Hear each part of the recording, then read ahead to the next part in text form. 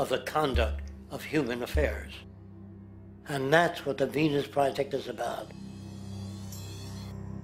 The society that we're about to talk about is a society that is free of all the old superstitions, incarceration, prisons, police, cruelty, and law. All laws will disappear, and the professions will disappear that are no longer valid, such as stockbrokers, bankers, advertising, gone forever, because it's no longer relevant. When we understand that it is technology devised by human ingenuity which frees humanity and increases our quality of life, we then realize that the most important focus we can have is on the intelligent management of the Earth's resources. For it is from these natural resources we gain the materials to continue our path of prosperity. Understanding this, we then see that money fundamentally exists as a barrier to these resources, for virtually everything has a financial cost. And why do we need money to obtain these resources? Because of real or assumed scarcity. We don't usually pay for air and tap water because it is in such high abundance, selling it would be pointless. So then, logically speaking, if resources and technologies applicable to creating everything in our societies, such as houses, cities, and transportation, were in high enough abundance, there would be no reason to sell anything. Likewise, if automation and machinery was so technologically advanced as to relieve human beings of labor, there would be no reason to have a job. And with these social aspects taken care of, there would be no reason to have money at all. So the ultimate question remains: do we on Earth have enough resources and technological understanding to create a society of such abundance that everything we have now could be available without a price tag and without the need for submission through employment? Yes, we do.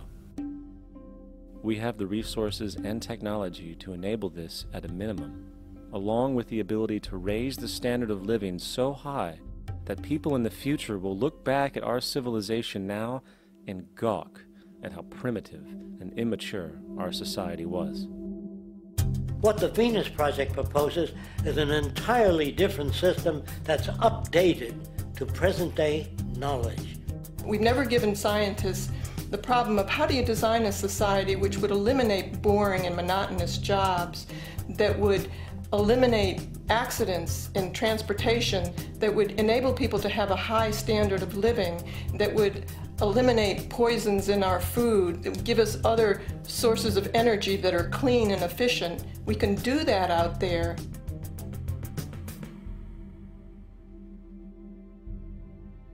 The major difference between a resource-based economy and a monetary system is that a resource-based economy is really concerned with people and their well-being, where a monetary system has become so distorted that the concerns of the people are really secondary, if they're there at all. The products that are turned out are for how much money you can get. If there is a problem in society and you can't earn money from solving that problem, then it won't be done. The resource-based economy is really not close to anything that's been tried. And with all our technology today, we can create abundance. It could be used to improve everyone's lifestyle. Abundance all over the world if we use our technology wisely and maintain the environment. It's a very different system, and it's very hard to talk about because the public is not that well enough informed as to the state of technology.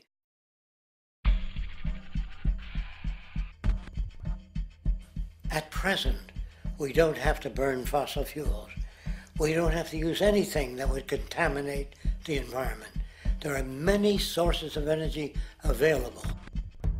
Alternative energy solutions pushed by the establishment, such as hydrogen, biomass, and even nuclear, are highly insufficient, dangerous, and exist only to perpetuate the profit structure that industry has created. When we look beyond the propaganda and self-serving solutions put forth by the energy companies, we find a seemingly endless stream of clean, abundant, and renewable energy for generating power. Solar and wind energy are well known to the public, but the true potential of these mediums remains unexpressed. Solar energy derived from the sun has such abundance that 1 hour of light at high noon contains more energy than what the entire world consumes in a year. If we could capture 1/100% of this energy, the world would never have to use oil, gas, or anything else. The question then is not availability, but the technology to harness it. And there are many advanced mediums today which could accomplish just that, if they were not hindered by the need to compete for market share with the established energy power structures. Then there's wind energy. Wind energy has long been denounced as weak, and due to being location-driven, impractical. This is simply not true. The U.S. Department of Energy admitted in 2007 that if wind was fully harvested in just 3 of America's 50 states, it could power the entire nation. And then there are the rather unknown mediums of tidal and wave power. Tidal power is derived from tidal shifts in the ocean. Installing turbines which capture this movement generates energy. In the United Kingdom, 42 sites are currently noted as available, forecasting that 34% of all the UK's energy could come from tidal power alone. Wave power, which extracts energy from the surface motions of the ocean, is estimated to have a global potential of up to 80,000 terawatt-hours a year. This means 50% of the entire planet's energy usage could be produced from this medium alone. Now, it is important to point out that tidal, wave, solar, and wind power requires virtually no preliminary energy to harness, unlike coal, oil, gas, biomass, hydrogen, and all the others.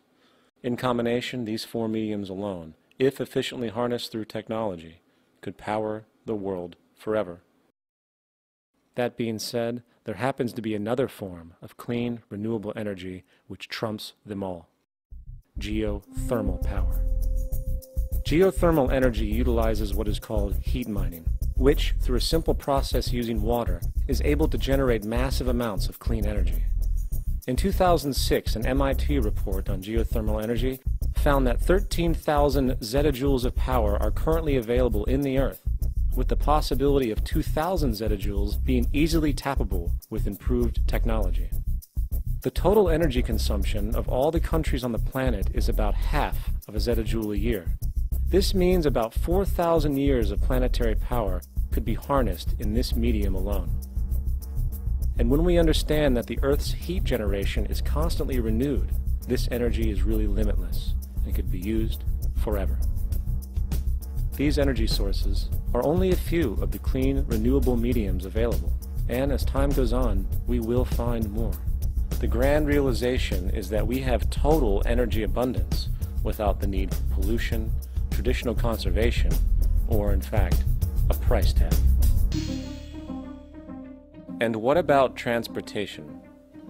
The prevailing means of transportation in our societies is by automobile and aircraft, both of which predominantly need fossil fuels to run. In the case of the automobile, the battery technology needed to power an electric car that can go over 100 miles an hour for over 200 miles on one charge exists, and has existed for many years. However, due to battery patents controlled by the oil industry, which limits their availability to maintain market share, coupled with political pressure from the energy industry, the accessibility and affordability of this technology is limited. There is absolutely no reason other than pure, corrupt profit interest that every single vehicle in the world cannot be electric and utterly clean, with zero need for gasoline. As far as airplanes, it is time we realize that this means of travel is inefficient, cumbersome, slow, and causes far too much pollution. This is a maglev train. It uses magnets for propulsion. It is fully suspended by a magnetic field and requires less than 2% of the energy used for plane travel. The train has no wheels, so nothing can wear out. The current maximum speed of versions of this technology, as used in Japan, is 361 miles per hour. However, this version of the technology is very dated. An organization called ET3, which has connections with the Venus Project, has established a tube-based maglev that can travel up to 4,000 miles per hour in a motionless, frictionless tube, which can go over land or underwater. Imagine going from LA to New York for an extended lunch break, or from Washington, D.C. to Beijing, China in 2 hours. This is the future of continental and intercontinental travel, fast, clean, with only a fraction of the energy usage we use today for the same means. In fact, between maglev technology, advanced battery storage, and geothermal energy, there would be no reason to ever burn fossil fuels again. And we can do this now if we were not held back by the paralyzing profit structure. Now, America is inclined toward fascism. It has a propensity by its dominant philosophy and religion to uphold the fascist point of view. American industry is essentially a fascist institution. If you don't understand that, the minute you punch that time clock, you walk into a dictatorship. We're given notions about the respectability of work, and I really look at it as being paid slavery. They're brought up to believe that you shall earn your living by the sweat of your brow. That holds people back, freeing people from drudgery, repetitive jobs which make them ignorant. You rob them. In our society, that is a resource-based economy, machines free people. You see, we can't imagine that because we've never known that kind of world. If we look back at history, we see a very clear pattern of machine automation slowly replacing human labor. From the disappearance of the elevator man to the near full automation of an automobile production plant, the fact is, as technology grows, the need for humans in the workforce will continually be diminished. This creates a serious clash, which proves the falseness of the monetary-based labor system.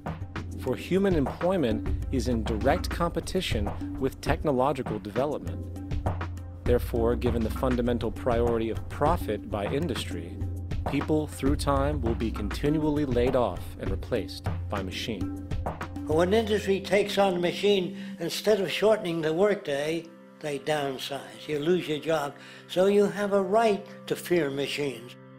In a high-technology, resource-based economy, it is conservative to say that about 90% of all current occupations could be phased out by machines, freeing humans to live their life without servitude, for this is the point of technology itself. And through time, with nanotechnology and other highly advanced forms of science, it is not far-fetched to see how even complex medical procedures could be performed by machines as well, and based on the pattern, with much higher success rates than humans get today.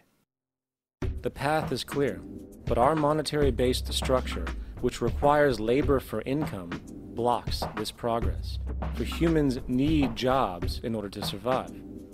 The bottom line is that this system must go, or we will never be free, and technology will be constantly paralyzed.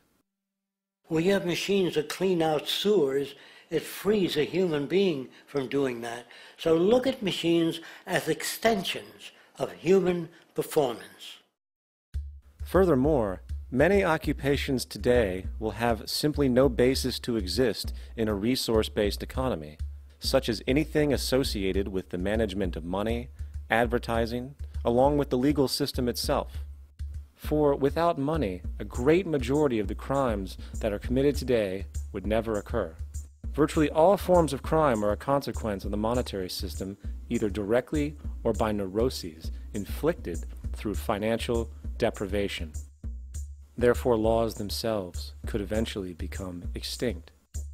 Instead of putting up a sign, drive carefully, slippery when wet, put abrasive in the highway so it's not slippery when wet. And if a person gets in a car they're drunk and the car oscillates a great deal, there's a little pendulum that swings up and back, and that'll pull the car over to the side. Not a law solution. Put sonar and radar in automobiles so they can't hit one another. Man-made laws are attempts to deal with occurring problems, and not knowing how to solve them, they make a law. In the United States, the most privatized, capitalist country on the planet, it should come as no surprise that it also has the largest prison population